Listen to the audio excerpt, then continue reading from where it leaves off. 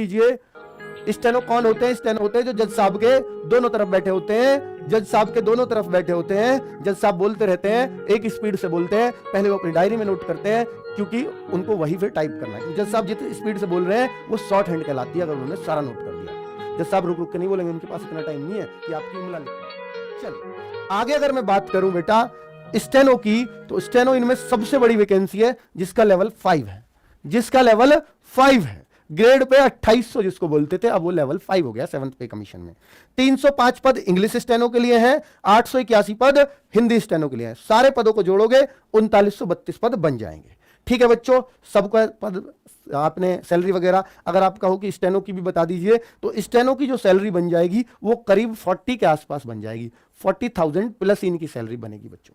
ठीक है, चलिए आगे अगर मैं बोलूं स्टेज 1 फॉर ऑल पोस्ट, यानी एग्जाम में क्या क्या आएगा। स्टेज 1 सभी बच्चों को देनी है, चाहे वो ग्रुप डी का हो, चाहे वो आपका स्टेनो का हो, क्लर्क का हो या ड्राइवर का हो।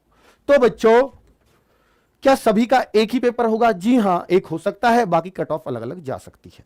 ठीक है, जब चीजें ही वही हैं तो मेरे ख्याल से पेपर भी एक ही होगा। तो मैथ, इंग्लिश, हिंदी, जीएस 4 चीजें आएंगी बच्चों, 100 क्वेश्चन होंगे। देखिए आप, सबसे बड़ी बात, सबसे जो छोटी पोस्ट है ग्रुप डी, उसके लिए 2 पेपर होंगे। आप सिस्टम देखिए, उसके लिए 2 पेपर होंगे, ये भी होगा। स्टेज 2 पे फिर से यही पेपर होगा। 5 गुने पास होंगे बच्चे स्टेज 2 के लिए, क्योंकि बहुत सारे बच्चे सिर्फ उसी के लिए फॉर्म भरेंगे, क्योंकि एलिजिबिलिटी और में है ही नहीं, बेरोजगारी इतनी उनको भी पता है। तो इसमें 5 गुने बच्चों को स्टेज 2 के लिए ग्रुप डी में ले जाया जाएगा, अभी बता रहा हूं उसके बारे में। और फिर वहां पर यही टेस्ट देना होगा इन्हीं सब्जेक्ट के साथ, यही मार्क्स, यही टाइम, नो नेगेटिव मार्किंग वहां भी है। और फिर 100 ये और 100 200 में से कट ऑफ लगेगी, ये जुड़ेंगे।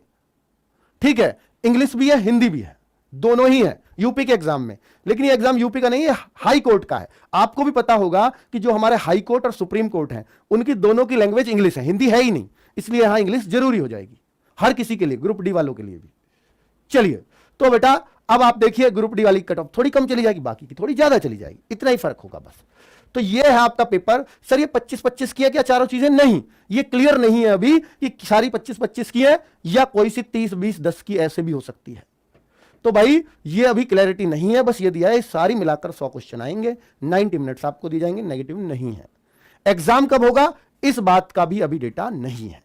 ठीक है, आगे बढ़ते हैं।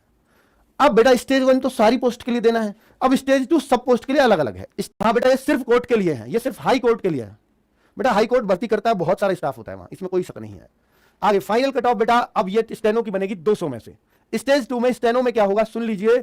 स्टेनो कौन होते हैं? स्टेनो होते हैं जो जज साहब के दोनों तरफ बैठे होते हैं, जज साहब के दोनों तरफ बैठे होते हैं। जज साहब बोलते रहते हैं, एक स्पीड से बोलते हैं, पहले वो अपनी डायरी में नोट करते हैं क्योंकि उनको वही फिर टाइप करना है, क्योंकि जज साहब जितनी स्पीड से बोल रहे हैं वो शॉर्ट हैंड कहलाती है, अगर उन्होंने सारा नोट कर दिया तो। जज साहब रुक रुक के नहीं बोलेंगे, उनके पास इतना टाइम नहीं है कि आपकी इमला लिखवाएं, इसलिए वहां स्टेनो की जरूरत होती है।